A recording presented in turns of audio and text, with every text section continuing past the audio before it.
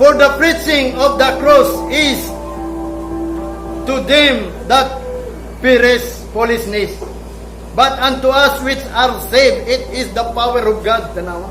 Ang pagwali daw kuno sa cross, matod pa niya, alang kanila nga mga laglag, binuang ni, kaning cross.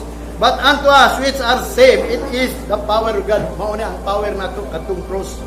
For it is written, I will destroy the wisdom of this wise, and will bring to nothing the understanding of the prudent. Mao ni ang nasulat, matod pa niya, akong laglagon tong mga bright, katong mga naay kaalam, aron dalon ko na sila sa walay pagkahibalo, na mga maayong tao, kanang prudent, mga good people nga matod pa niya. Ang understanding na nila, dili na magpulos. Where is the wise? Asa nang ang wise? Where is the tribe? The scribe, katong mga skriba ba? Where is the disputer of this world? Hath not God made foolish the wisdom of this world? Tanawa. Asa na daw itong mga wise? Di ba ang mga wise, matod pa niya, gihimo sa Ginoong guang-guang, diri sa kalibutan, kanang mga bright, diri nga nang wali, sa tinuod lang, gihimo na sa Ginoong binuhang. For after that, in the wisdom of God, that the world by wisdom know not God, it pleased God by the foolishness of preaching to save them that believe. Abi nimo unsay nahimutan ang sa Ginoo ni mga bright? Nahimuot ang Ginoo kay sila nang wali para sa mga nitoo. Ako abi nimo sa tinuod lang, first na ko ang pag-believe na ko. Kung usa ka pastor nga gikan sa baptist, giwalihan ko niya. Oh, mao na nalipay ang Ginoo niya, pero dili ingon nga siya gipili aron muwali. Kay daghan man gyud muwali gud. Matod pa ni Apostol Pablo na muwali uban ang ginansya, muwali sila kay makaginansya sila, muwali sila kay dalo siya ng mga butangan, kay daghan ra bay pangatag. Tanaw ang mga pastor sa sila sa Davao, dato. Ito na ako, dalay ko ng Ginoo kay wa ko niya tagaig talent. Kaya kung naapa ko'y talent, tagaan tamang pamagi, usawan ninyo nga doon ganahan. Pero kaya ang gusto sa Ginoo nga ang iyamang kong pulong, mo ipawali. Matod pa niya din ha? For the Jews require a sign, and the Greek seek after wisdom. Mo niya mga Gentile, gusto gila siya mga brahit. Ako kaya di makubrahit, mo hindi sila gusto na ako. Mo na, mga tao, daghang kayo nanimba dito sa mga brahit, mga pastor. Namatod pa niya din he. But we preach Christ crucified. Crucified. Into the Jewish is stumbling block, and into the Greek is foolishness. Muna nga ang nagwali daw, may tuhog kang Kristo dito sa lansang cross. Para sa mga Hudiyo, stumbling block. Tungod ni Kristo na istambul sila. Na sila nidawat kang Kristo, nangalain sila. Kaya nga naman, si Kristo ningon man siya, anak ng siya sa Diyos. Pero sa mga, matod pa nga mga Greeks ba, mga Gentiles, foolishness, ang ilang pagwali, may tungod kang Kristo, binuang lang ba? Aron lang managan ang tao, aron lang baliwala lang nila ba, nga di, ditudluan nila ang tao, aron muduo lang kang Kristo, wala nila tudluin, saon yung pagbarog diya kang Kristo, nga din doon na may muabot ng katalag, man, saon na lang to. Ang ila lang, basta lang makaduol, makadawat kang Kristo. But unto them which are called, both Jewish and Greek, Christ the power of God and the wisdom of God. Muna si Kristo is the power of God. Muna si Kristo. Pero alang kanila nga gitawag, both Jewish and Greek, si Kristo power na sa Ginoo. Sa 25, because the foolishness of God is a wiser than men. Kanang foolishness sa Ginoo, gani kanang mga magbinuang.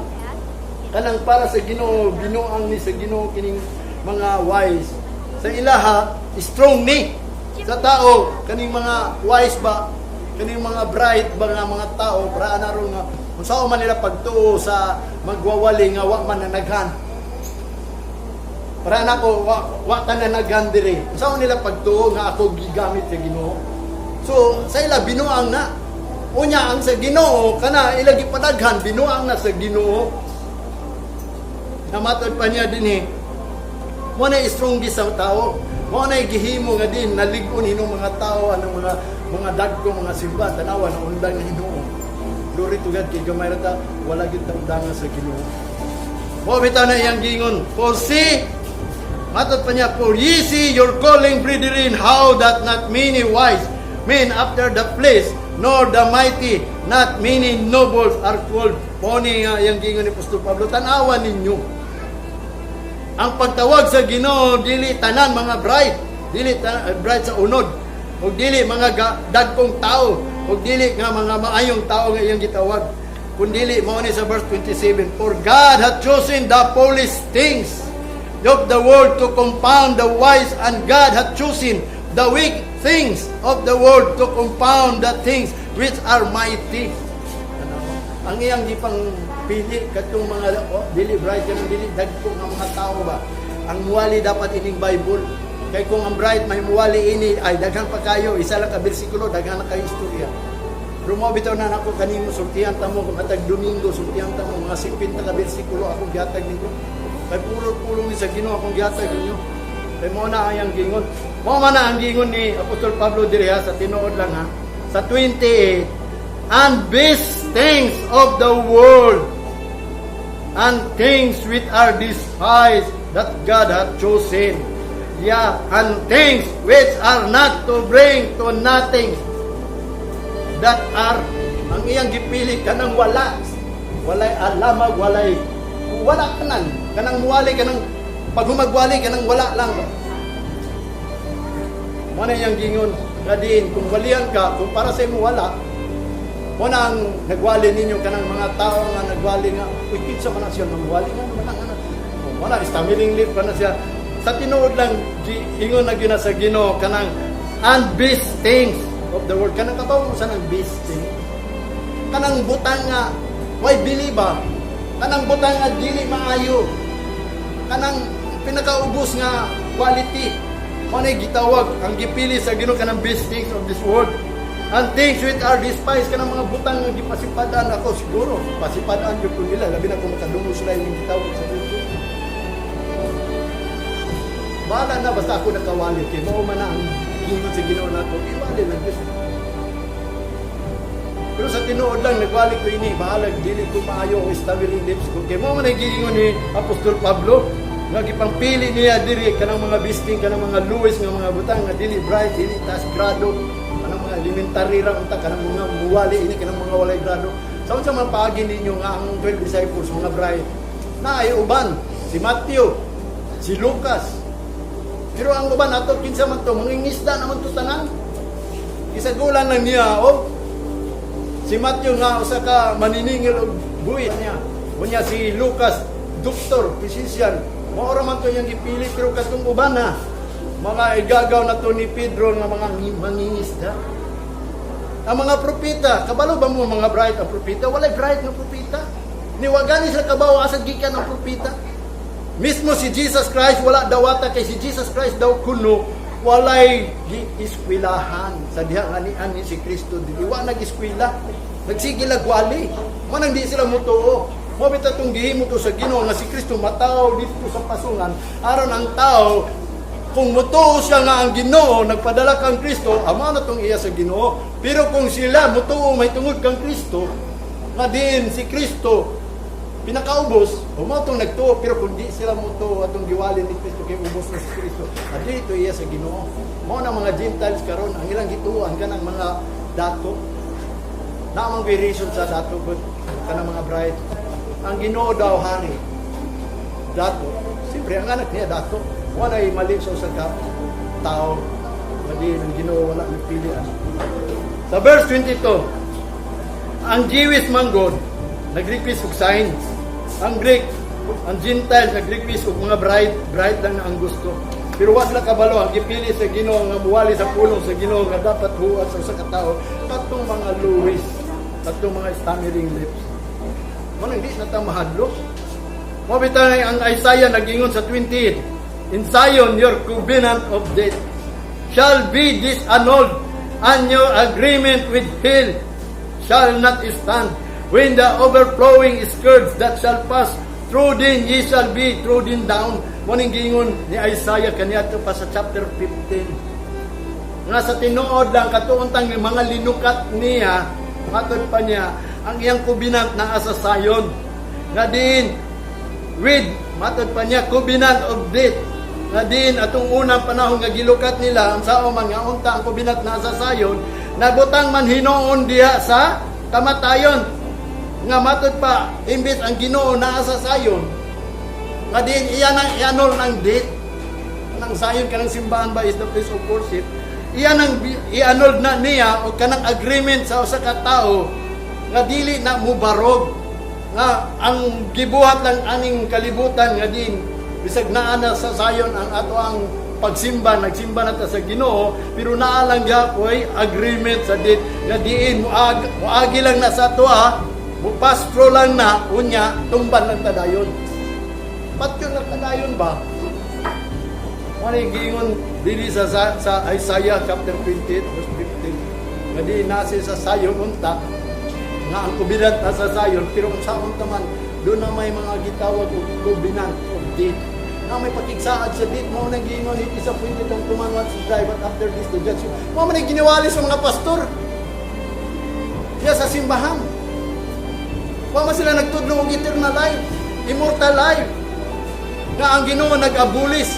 Nga diin kining Isaiah chapter 28 in Zion. Naa diya ang covenant of death sa mga tao. Gi-annulled na sa Ginoo. Papa ba? Gikuha na niya. O kanang agreement nato sa kamatayon nato sa lubyanan nato. Dili na mubarog, dili na mo stand. Wala ang tayo mamatay, pero sa taman naaman diya sa ato gidawat man nato mo nang giingon nila tungod mga gipili man nila kamatayon bisag nagsimba sila mo ni nundan mo na nga abi nimo sa tinuod lang dili ko muwali anang gitawag buryan kaya ang puno sa Ginoo dili na pwede nya kaya sa tama mo man ni tabo i-comfort lang nila dito wa sila kabalo kanang kamatayon is not a blessing curse gina sa Ginoo mo na usa ka butang giingon sa Ginoo nga i-abolish na niya i-annulled na niya kanang kamatayon ang tao mo bitaw nagpalantang siya sa cross tulo ka adlaw siya gilubong sa yuta. Abi niyo ang history dito sa gilubong siya sa yuta to fight the death. Gifight niya ang kamatayon, gikuha niya ang yawi. Kang Satanas nga diin mao na lay magbuot sa atoa nga patyunta mahadlok na lang hinuong ta kay patyunta mo nang si Kristo nagpakamatay tulo ka adlaw, kami nimo ang usa ka butang ato gifight niya ang kamatayon. Tingano man matod pa niya Apostol Pablo na soldier bata sa sala na maligya ta ba mo nang gilukat ta niya mo nang daghang kayo mga redemption mga pestilence human sa pestilence redemption ano man kay ang atong manggong kamatayon waagi lang nato nya patyon ta tumban dayon ta verse 19 ha from the time that it goeth forth, it shall take you, for morning by morning shall it pass over, by day and by night, and it shall be vexation, So may pag-spelling ini, mabitaw ning tamiling lips ko. Kanang vexation ba kanang mahadlok lang ta, kanunay sa kamatayon, mahadlok ta. Only to understand the report. Diyan na nato masabtan ng mga report. Hala, naaday ko dito. Hala, nagkuha na po, second wave na po. Hala, naanay kuha na po dito. Another na po virus. Sige lang tayo kahadlok sa kamatayon. Sabi niyo mo, what is vexation? Kalisang. Some, matod pa niya sa English, sa dictionary. Something which annoy. Adunay usa ka gitawag kanang anoy is isa ka hinungdan sa trouble mo na matrouble na lang ka wa na lang kay hinoy kalipay wa na kay amot wala na kay kanang kalinaw nga sa imong pagkakristohano na uta kay Ginoo wala na kay ngano man wala pa man na annul diya sa simbahan ang atong nang gitawag og kanang ang ato ang gitawag og agreement of death. The covenant of death, the agreement of grave. Wala pa man na annul nga ang gusto sa Ginoo i-annul jud na. Wala on jud na mao na ang sayon nga din ang covenant nato kuha on jud na niya mo tang giredeem ta aron mo ato ta sa sayon. Nga din magmalipayon ta. Wala kanang annul, kanang anoy, kanang gitawag og something which annoy. Kanang ma-irritate ta, matrouble ta. Lain kayo pamation. Ng Kristohanon maunta ta, naaman ta tayo Ginoo. Kung nag-iingon, bisag unsaon, naidagan nagwali sa YouTube nga, unsaon na ninyo pag kinabuhi sa taliwala, sa kahadlok. Saan man ninyo, be? Kung wala may bersikulo, maumang gini ang mahitabo. Kanang gitawag og annoyance. The physical or mental discomfort, nga wala gini nag-comfort yan. Ibong mental ba? Yung physical, bro. Wala'y nag-challenge ninyo, mabita na mag-challenge ninyo, ayaw mag-challenge, waon lang yung COVID. Akong gikadlo ka na binimo, pag umanini, basil niya di nata mga lagit sa Ginoo. Ana raman ang tao. Ang kaayo sa Ginoo baliwala ko lang niya. Mo kita na magpreta sa Ginoo nga kanunay ito niya iyang kamo. Ito niya ba? Abi niyo ang gipadayag sa Ginoo dinhi, ang outreach arm niya. Nga motabang. Bisan asa ta motabang mo man yung giyon, wala sila kabalo sa outreach arm of God. Nga ginatuyod na niya. Kabaw mo ni Peter, datong nalunod siya sa dagat. Datong nagduwa-duwa siya nga si Kristo, naglakaw sa tubig, nga niduol siya. Pagduol niya, abi niya multo, di nalunod siya. Kasi gibuhat ni Peter, gitaas niyang kamot. Kung gituyod ko ang kamot ni Kristo, gidawat siya. Mo bitaw na kanang mag-lift up, ganit agahan sa Ginoo. Mana mag-ampo, ganit mo. Tago lang mo, para makataas mo sa inyong kamot. Sayan man ang nangayo sa Ginoo, natural gina malip up kita sa hand. Ako mag-ampo ko gina. Gabi na kayo mapag-ampo pa ngayon ako. Sige, itaas na ko kung kamot. Aron ang Ginoo po i-strip ko niya iyang kamot. Kay wala na niya pamubi ang kamot aron di makatabang. Sa tinuod lang ang iyang tanang tabang. Dili lang kay sa iyong gahom, kundi outreach arm. Gituyod sa Ginoong kamot. Wanang gingon sa Proverbs chapter 1 verse 21 to 28. Ako nagtawag, walay tao nitubag, akong gitaas, ang akong kamot, wala gitao nagtagad. Jim Fitzgerald and Marita.